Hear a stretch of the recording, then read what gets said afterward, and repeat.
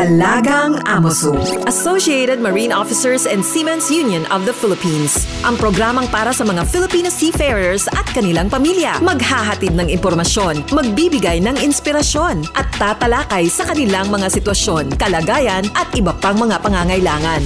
Alagang Amoso.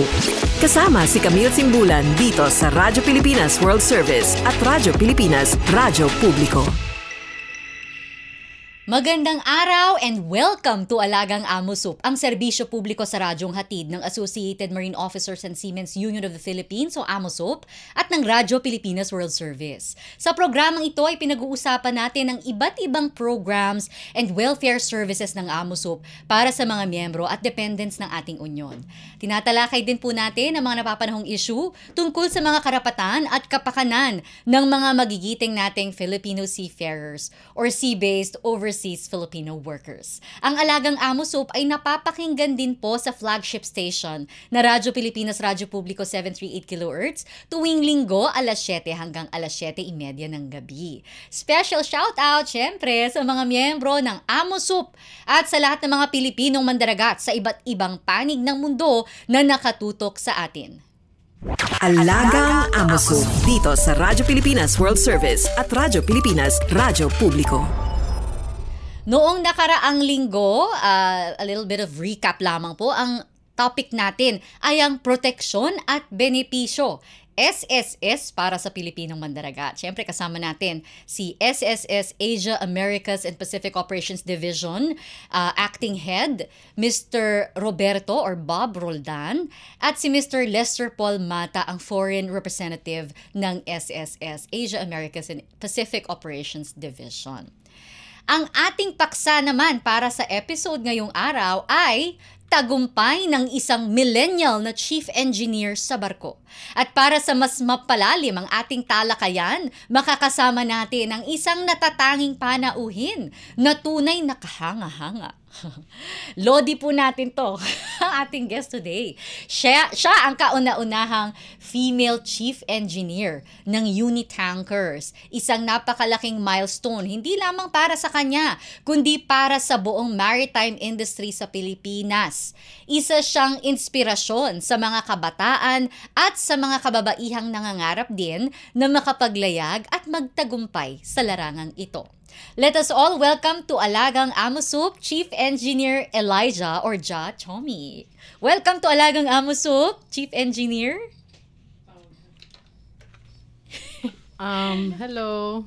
Thanks for having me back. So I think this is my third time here. So hi. Yan, syempre, suki. Si Chief Engineer Chomi. Kailan po kayo nag-disembark?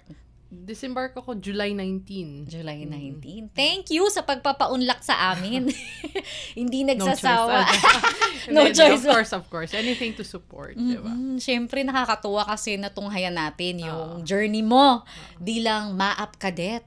Diba? Nung batch 2011. Diba? Youth ka pa. Kaya nga, nagulat ako sa introduction, kabataan na yung Kabataan pa! Bata pa naman ako. Diba? 35 and below. Yan sa ating mga union, sa ating mga maritime labor organizations. Youth pa yan. Youth din ako, 35 lang. Oh, yeah, 35 and below. Ako rin, magta-35 this year, so technically youth pa rin tayo. Okay, so let's jump right into our discussion ngayong araw. Maaari mo bang ibahagi sa amin, i-refresh lang natin yung mga listeners natin doon sa naging journey mo at yung naging inspiration mo na nagtulak sa'yo para i-pursue yung career bilang isang marine engineer. Of course, maraming nanonood sa atin, mga kabataan na hindi pa decided ano bang ipapursue nila na track sa maritime industry. Go ahead. Alright, based on my personal experience, actually, maritime career, hindi naman siya yung first ko talaga na choice. So, I wanted to be in the medical field kasi yung parents ko both are from the medical field. Doctors. Yes. Kaso nauna yung kuya ko sa maritime, wala kaming idea what is maritime. Kaso lang ang ganda nung scholarship na in-offer ni MAAP. So, free ang lodging, free ang education, may sponsor kami na company. So, all we need to do is really to maintain our grades. Tapos, hindi siya mahirap eh. 'Di ba? For an opportunity like that, parang nakakahiya naman na ma-miss out namin. So yun, nag-apply ako without knowing anything about pagbabarko. Then surprise, eto na ako ngayon. Oo. Yeah, so sa mga listeners na hindi pa alam ko anong gawin, there's no harm naman kasi kapag iset natin yung mind natin to excel, kahit saan tayo ilagay, mag-excel talaga tayo. So, Lalo na if you have the kind of support na mayroon sa MAAP. yes, of course.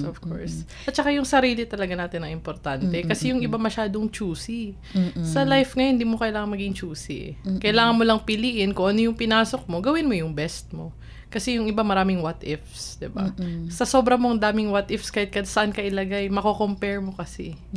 So, ang best way to do, kung saan ka nilagay, do your best. Yun yung naging prinsipyo ko. Yun yung naging prinsipyo mo. Kumbaga kung ano yung oportunidad sa harap mo, Oo. gawin mo yung best mo. Oo. Kasi kahit, halimbawa, mga airline captains natin, minsan, sana nagseaman ako. Diba? Lahat may sana eh. Kung mga doktor, sana nag-lawyer ako. So, lahat may what ifs, diba? So, kung laging ganun yung mindset natin, wala tayong fulfillment. Diba? Lagi natin i-compare, sana na ganito ako. Isa lang buhay natin. So, kung saan tayo nilagay, do our best. Diba? Ganda ng wisdom na yun, from Chief Engineer Elijah Chomi. Kasi lalo na ngayon, in the age of social media, sa Instagram, sa Facebook, pagka-scroll mo, yung buhay niya ganito. Yes, diba? Parang mako-compare mo yung life mo. Totoo. Pero kung laging ganun yung maging mindset natin, hindi tayo makokontento. Kasi lahat talaga, kahit yung pinakamayaman, meron niyang what ifs eh. Diba wala silang luxury of going sa mall na walang sumusunod sa kanila. Diba? Hindi natin naisip kasi nakita lang natin yung sa social media nga na, ganda ng buhay nila, nakakabili sila ng ganito. Pero wala silang freedom na mag-grocery na walang mag-picture na paparazzi. Yung mga ganun. So, lahat tayo, pros and cons naman eh. And ikaw, you chose to focus on yung positive, Yes. diba? Yung, kung ano yung advantages na nakukuha mo. Yes. At saka sa profession. Sa good lang ako nag-focus. Doon maapektuhan ka ng bad kasi tao lang tayo. Pero yung maliliit na good na ipunin mo na maging thankful ka. So, ipag-ipunin mo, malaki rin yun, diba? And maganda yung naging effect sa'yo because look at where you are now. Yes. Diba? Pero that's with the help of people din naman. Kasi marami rin ako nag-inspiration, ganyan. Marami rin nag-remind sa akin na, sige lang, yun lang yun mahirap. In the future, okay na. Hanggang ngayon, mahirap pa rin dyan. Oy, hindi. Ano na siya, mahirap pa rin. Pero ito yung lesson doon. Alam ko na paano mag-handle ng hirap. Alam ko na paano siya. Kasi alam ko hindi siya permanent. So, temporary siya. Mahirapan ako ngayon. Next day, next week, okay na. Diba? Makakahinga ka na ulit. So, okay lang. Napaka-resilient mo, no? Pag may adversity, ang mindset mo hindi yung dun sa nairaranasan mong hirap. Yes. Dun sa beyond that. Kasi yan yung lesson na yung tinuro ng pagbabarko. Kasi we step in the seafaring industry. I was 19 years old. Mga kasama ko, matatanda na. Minsan, doble ng age mo, triple pa yung iba. So, nasa stage ka na kailangan mong mag-double time na mag-grow. Diba? Hindi lang physically, kundi mentally, emotionally. Kasi kailangan mo sumabay. Kasi kung hindi mo yun yung paghirapan mo na mag-grow ka, wala, mapag-iwanan ka, hindi ka magsusurvive kung medyo mahina ka. So, the industry actually teaches you to grow faster than the usual pace na masyadong binibaby sa bahay. Kami kasi, in-expose agad kami sa, sa outside world na nandyan yung reality ng buhay, diba? Kumbaga, hindi mag-a-adjust sa'yo yung environment. Yes, ikaw ang mag-a-adjust. And with the help of MAAP, kasi MAAP trained us naman to be resilient, yung attitude namin masyadong tinest sa MAAP. So, equipped naman kami. Hindi naman kami iniwan lang doon na parang wala. So, nung iniwan kami doon, meron na kami kahit papanong baon, diba? Para maka-adjust kami sa reality ng mundo. So, yun. Gandang training nun, Yes. Siyempre, kudos to Vice Admiral Santos. Yes. Na siyang talagang nag-shape sa ating mga kadete. Discipline, actually. Disiplina, excellence. Yes. It's at the core of MAAP. Yes, I agree. So, sa panahon ngayon, kung saan mabilis ang pagbabago ng teknolohiya at regulasyon sa maritime industry, paano mo hinaharap bilang bahagi ng bagong henerasyon ng mga opisyal ng barko? Especially with the rise of AI, artificial intelligence, and we know that, decarbonization across the industry is ongoing. So, how do you handle that? Kasi I've always believed na learning is unending, hindi siya natatapos. Kaya nga may mga developments tayo, that is because of yung mga tao masyadong curious eh. Right. So as someone na gusto mo rin i-improve yung sarili mo for the better, dapat willing ka rin i-open yung mind mo magbasa. Alam mo, may bagong equipment, magbasa ka ng manual, or di kaya mag-training ka. Minsan kasi may mga company naman na supported nila yon na they send their seafarers sa mga training centers to somehow equip their seafarers before going on board. Kung wala naman, mo yun eh. Kung baga, sariling sikap mo yun, kung paano mo improve ang sarili mo kung gustuin mo. So, as for myself, kung may bagong equipment, I try to read about it as much as I can. Tapos apply ko yun once I'm on board. So, kumbaga parang proactive ka. Yes. Hindi mo na hinihintay na sabihan ka na aralin to or Yes. So talagang yun yung attitude mo. Yes. To get ahead, to stay ahead. Yes. Hindi ba? Naniniwala ka ba na AI will take jobs? I mean, not just in maritime, but across various industries. Of course, because it's already happening. Kaya nga, kailangan din natin maging open-minded sa ganung bagay ngayon. Kasi, whether we like it or not, di ba katulad dati ang pagbabarko, ilan ba ang tao sa barko dati? Di ba sobrang dami? Yeah, thousands. Compare ngayon, you can man a vessel na 13 crew lang, 8 crew lang. So, dahil yun sa AI, dahil yun sa advancement sa technology. Kasi yung dati na ginagawa ng 4 na tao, ngayon kaya na gawin ng 1. Diba? So, yeah, yung question mo na if naniniwala ako na they will take the jobs, yung AI na ang kasi nangyayari na siya. It's already happening. It's already happening. Yes. But what's your advice to those na natatakot na maapektuhan yung... So, yan ang lagi kong reminder, especially sa kasi sa NetShip, I am a technical fleet manager. So, yung mga nakikitaan ko ng potential, for example, alam ko na sa age pa sila na hinug na sila, pero takot sila mag-exam. Diba? So, nire-remind ko na a day will come na hindi na in demand itong mga ganitong posisyon. So, habang maaga, habang hindi pa huli ang lahat, i-push nyo. Kasi, yung iba, stuck na sila dito kasi, okay na to, dito lang ako, sa comfort zone ba. Pero nakikitaan ko naman ng potential, ang gaganda ng mga appraisal. So ako, I encourage them, hindi, take ka ng ganito, push yourself. Kasi laging rason yan sa'yo ng seaman, ma'am, walang time. Wala naman talagang time kung hindi mo schedule na bigyan siya ng time. Kasi kung ako, irason ko rin yan, wala din naman akong time dati, sobrang busy din naman ako. Pero I make sure na every bakasyon ko, I take MLC. Diba? I scheduled kung kailan ako mag-i-exam. Kasi kung hindi ko ginawa yun, kasi kung time lang ang pag-usapan natin, maraming time eh. Right. Parang nagiging comfortable answer na lang siya na walang time. So yun ang, ang goal ko kasi is to help them then realize na there is always time, bigyan nyo lang. Paglaanan nyo kahit 1 week per bakasyon nyo, mag-training kayo, di ba? So, yeah.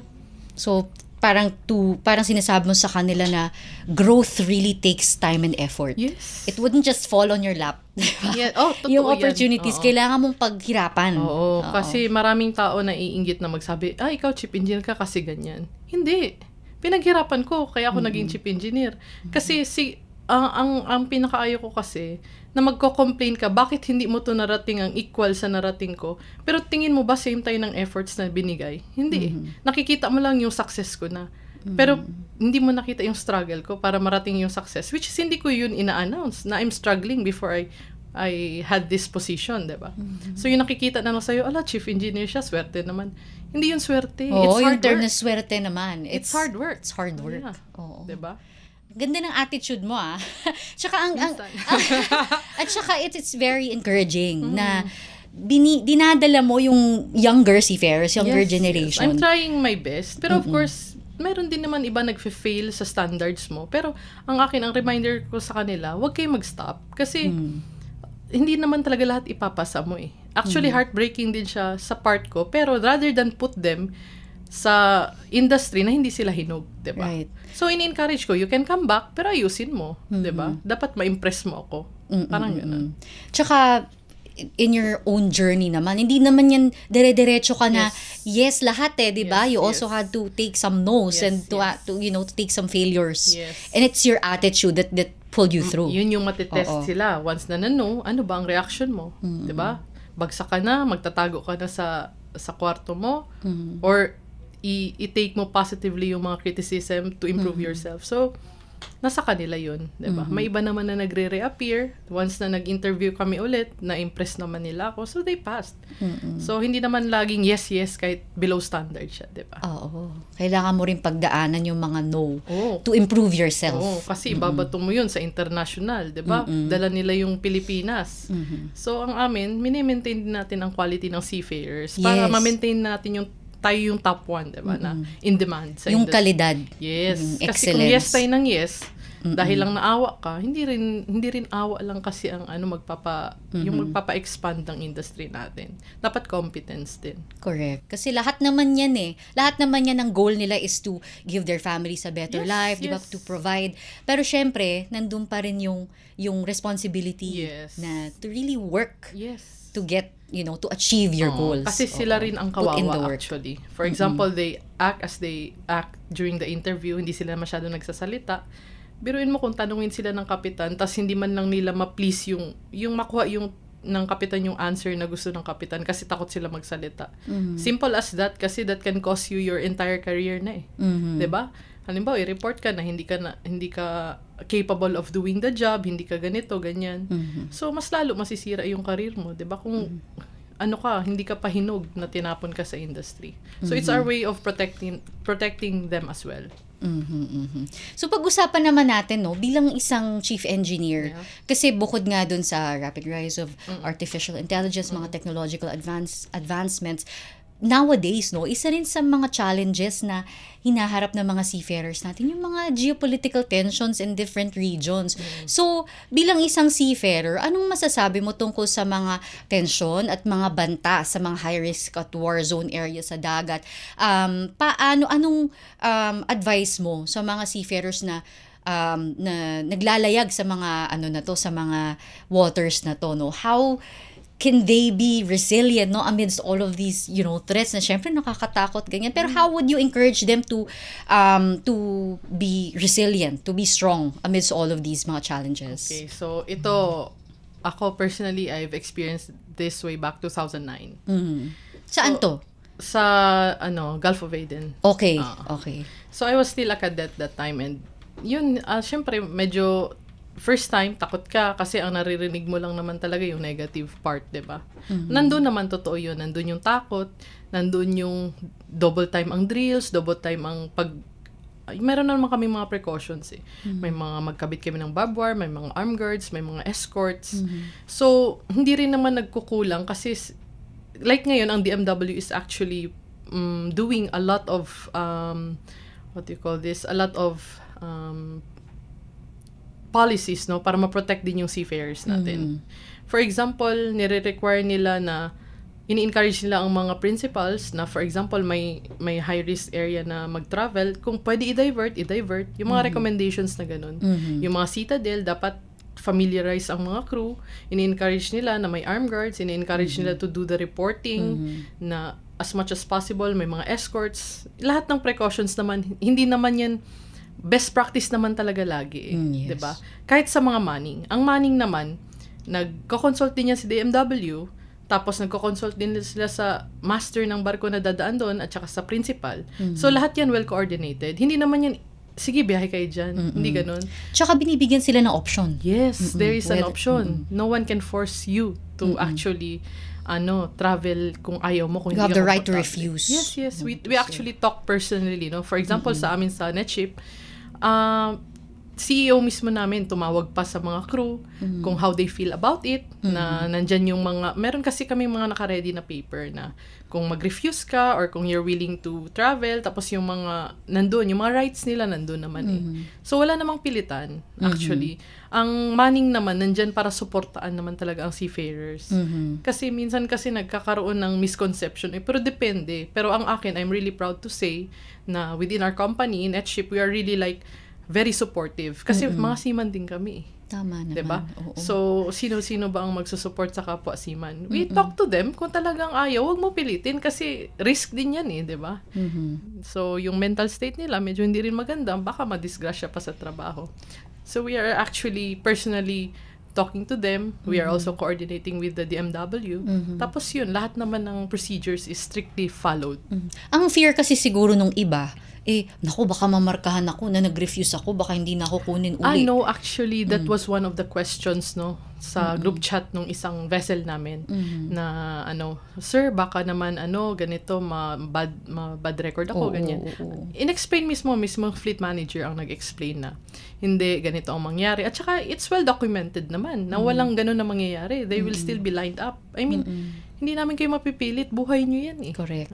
Lalo na yung mga pamilyado. Yung sa manning agency, we will give assurance naman talaga na, kasi violation din yan. Kung hindi namin sila i-hire, DMW is there to protect them, diba? And kami naman as manning agency, we will not risk that. Diba? Kasi pinoprotektahan din namin yung name ng manning agency at saka yung respect na rin na build, sisirain mo ng ganun lang. At saka lalo na kung skilled yung seafarer. Asset, di ba? Asset ng mga, any organization, yung mga human resource. Diba? Pero we really appreciate naman the seafarers. No? Once you are open with them, na transparent kasi kami sa mga seafarers namin. So actually, it builds their morale din naman knowing may support na ganun na. Even if they say no, okay lang. So, nandun yung respeto. Yes. So, dahil doon sa ganung relationship na meron kami sa mga seafarers namin, so luckily, lahat naman sila parang yung parang gumaan yung loob nila and they actually signed na okay sa kanila mag-transit. So, sa karanasan mo, no? Or sa mga seafarers na nakakasalamuha mo, what's the best way to really take care of your mental and emotional well-being? Lalo na, malayo ka sa pamilya mo, sa gitna ng dagat, and you have to, you have to brave the seas. Hindi na lang sa adverse effects ng climate change, yung mga masasamang panahon. Pero even itong mga gantong tensyon, apektado ka na. So, how do you take care of your mental health? First, talaga siya, mindset dapat. Dapat, before you go, every contract, kahit gaano ka ka-experience, you should have the correct mindset. Na dapat makauwi ako na okay ako. So, it takes a lot of practice and experience actually. Kasi first time, normal yun. Talagang ma-homesick ka. Minsan, pag maalon, sobrang pagod ka na. Minsan, ma-drain ka rin. Kasi as a human, di ba? Parang may limits din tayo eh. Nung kaya ng katawan natin, kaya ng utak natin, di ba? So, ang akin lang talaga, ang lagi mo lang isipin, ba't ka ba nagbarko, di ba? Yung mga hugutan mo. For example, you want to support your family. In the future, you want to be a captain or you want to be a chief engineer. So, dapat meron kang mga enough motivation to keep you going. Kasi kahit saan ka ilagay, kahit hindi sa pagbabarko, there will always be a challenge na will try to break you. Pero para sa akin kasi, it's a matter of paano ka mag-respond. At saka kung may mga bagay ka hindi kaya ayusin ngayon, itulog mo muna. Malay mo, bukas may sagot na, diba? Kasi yung iba masyado nag-overthink, hindi makatulog, kinabukasan. Overthinking, yan. Diba? Always go back to your why. Yes. Why am I here? Tapos kung hindi talaga, you pray, no? Parang mag-ask ka ng guidance. Kasi minsan nakakagaan yun ng loob. Siguro, walang sagot, di ba? Pero, at least somehow ma-release mo siya. Kasi itulog mo, wag mo isipin buong gabi. Itulog mo kasi kinabukasan may bago na namang idea yan eh. Di ba? Kung wala, hintayin mo ulit, itulog mo ulit. Kasi di ba, isa rin sa mga issue na tinatackle ngayon sa maritime industry, hindi lang sa Pilipinas, no, across the world, is yung recruitment and retention of young workers. Kasi di ba iba na rin yung mindset, iba na yung lifestyle ng mga Gen Z, Gen Alpha, emerging ng generation ng Alpha, no. So, ang ganda nung sinabi mo na talagang you have to, hindi ka dapat magpadalos-dalos, di ba? Pag meron kang pinagdadaanan, you talk it through. Yes. No, magdasal ka. Pause ka muna. Pause ka muna. Kasi hindi lahat masolusyonan mo ng isang araw eh. Correct. Diba? So, ang naging advantage din namin, meron kaming mga program na, hindi man siya program, pero meron kaming mga proactive moves, for example, sa amin. Sa NetShip ngayon, meron na kaming 18 females. Oh, diba? okay. So, from 4 kami, tapos biglang 18 na ngayon. So, ang ginawa namin, nagkaroon kami ng group chat na amin lang, NSM, lahat yun. Kahit anong principal ni NSM. Nandun yung mga ladies na, kung may kailangan sila, isang chat lang yan. Or minsan nagkikita kami, ganyan. Last week lang, in-encourage namin sila kasi nagkita kami nung isang chief engineer din na galing ng ibang principal at saka chief officer. So, we showed them the pictures, tapos we encourage them na to be present para sa isa't isa. Kasi minsan naman talaga, ang kailangan lang maging present ka eh. So, yung fact na lang na alam nila nandyan kayo, diba? Yeah. Ano na yun, big deal na yan. Minsan, hindi nyo lang makita sa ngayon, pero big deal na yan. Kasi ako, when I was starting, I was really like hoping na, sana meron din akong mga ganitong mga channel, mga, diba? Community, Yes. diba? Parang safe Na space. makakaintindi sa'yo. Oo. Kasi parang sometimes you really just have to vent it all out, diba? Parang yun lang naman kailangan mo, tas okay ka na. Kasi may mga ibang concern naman na from very simple to very complicated. For example, sa group na yun, the simplest was someone asked about, Ma'am, nagpa-color ako ng buhok, visa ko bukas. It's as simple as that. Kala mo hindi big deal, pero actually it is for her, di ba? Kasi grabe naka-stress siya na baka bukas hindi pwede yung orange pa na buhok. Minsan may lokohan pa, ano bang orange yan? So actually we're there kasi we experienced it, di ba? So we are able to give her advice na. Sound advice na. Yes, di ba? Lalaki ba, tingin mo, matanong mo agad ng ganun, Sir, yung buhok ko, paano yung tinanong niya, wala nang buhok. Di ba?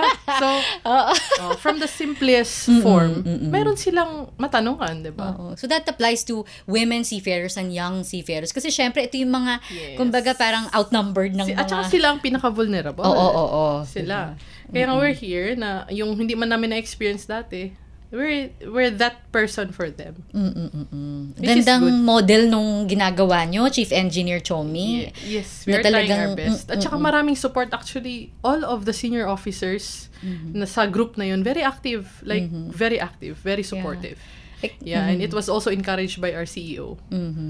Kasi kung ganyan ka-harmonious yung relationship niyo with the seafarers and with each other, di ba, gumagaan yung trabaho, tsaka mas maganda yung output, mas maganda yung performance. At tsaka ang the best nun, babalik yun sa'yo. Yes. Kasi minsan may mga instances, hindi man ma-avoid sa barko, no? May nangyari na yung kapalit hindi ready. And you ask the seafarer, can you extend? Hindi mahirap. Oo. Kasi alam nila na hindi mo yun hihingin kung hindi kailangan. So actually, kaya nga lahat ng binabato mo, babalik yan sa'yo. Kung bato ka ng masama, balik masama. Bato ka ng maganda, babalik maganda. As with anything in life, di ba? Yeah, almost, yes. Kung meron mang binatuhan mo maganda, pangit bato sa'yo, they're lost. Kasi nawala na yung trust mo sa kanila eh. Diba? It's still a blessing for you kasi nalaman mo. At saka hindi ikaw yung gumawa ng masama. Mas makakatulog ka ng mahimbing. Your conscience is clear, magaan yung loob mo. Yes. Di ba? Masarap yung maganda yung mental well-being mo. Yes. Okay, so last final question, Chief Engineer Chomi. Bilang bahagi ng selebrasyon ng International Youth Day sa August 12, ano ang mensahe mo sa mga kabataang Pilipino na nangangarap maging seafarer, lalo na sa mga kababaihan na nais pumasok sa industriyang ito? Okay. Sa akin lang naman, yun nga, always do your best. At saka, wag ka makipag-compete. Sarili mo lang ang i-check mo, huwag ka mag-check sa kabila. Sarili mo kung paano ka maging better, paano ka maging stronger. So lahat ng ways na mag-improve ka, yun ang gawin mo. Kasi when you start comparing, ba't siya sobrang galing na, ako pares lang naman kami ng start. So wala na, parang yung focus mo, ma-divert na siya sa inggit. And yung inggit ang pinaka-pangit na ugali. Yeah. Diba?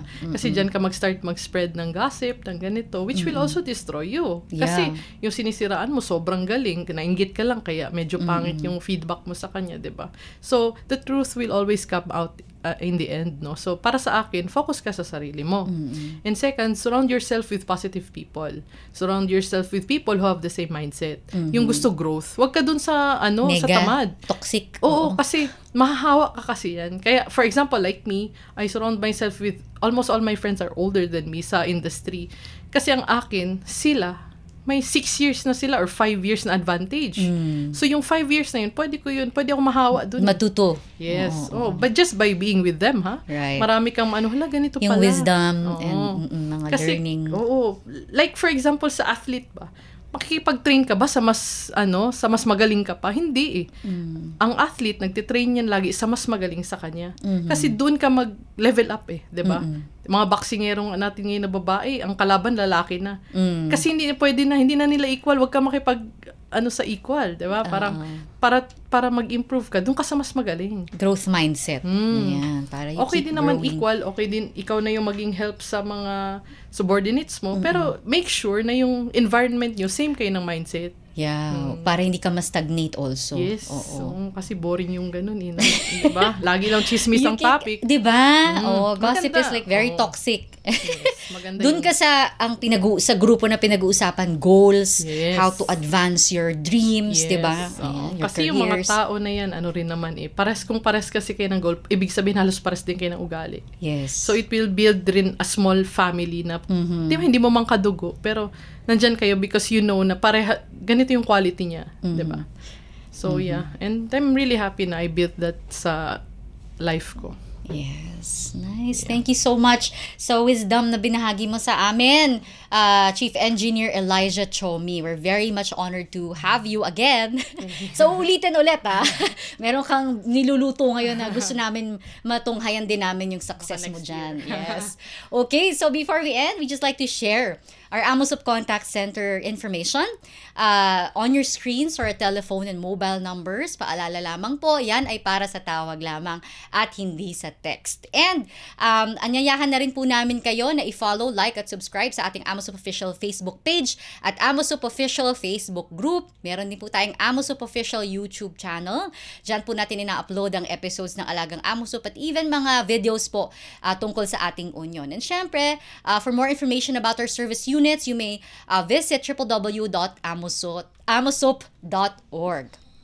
Okay, muli, maraming salamat sa inyong pagsubaybay. Salamat sa mga kasama natin sa Radyo Pilipinas, si Ms. Susan Aison, Milo Jonella, Jay Arevalo, Hero Lucero, Erwin Peñano at Jerome Toledo. At syempre, sa napakaganda nating kaamosop na si Lara San Juan. Syempre muli, maraming salamat sa ating special guest na si Chief Engineer Elijah Chomi sa iyong pagbabahagi ng kaalaman at inspirasyon. Tunay na nakakabilib ang iyong kwento. Sana'y maging gabay to sa mga kabataan at sa mga kababaihan na nais maging seafarer. Pagbati rin muli sa lahat ng miyembro at dependents ng Amosop na siyang inspirasyon ng lahat ng mga programa at serbisyo ng ating union. Atin din pong subaybayan ang programang Alagang Amosop sa Radyo Pilipinas World Service at Radyo Pilipinas Radyo Publiko 738 kHz tuwing linggo alas 7 hanggang alas 7:30 ng gabi. Ako si Camille Simbulan at ito ang Alagang Amosop. All aboard sa talakayan. Palalimin pa ang inyong kaalaman. Alagang Amosop dito sa Radyo Pilipinas World Service at Radyo Pilipinas Radyo Publiko.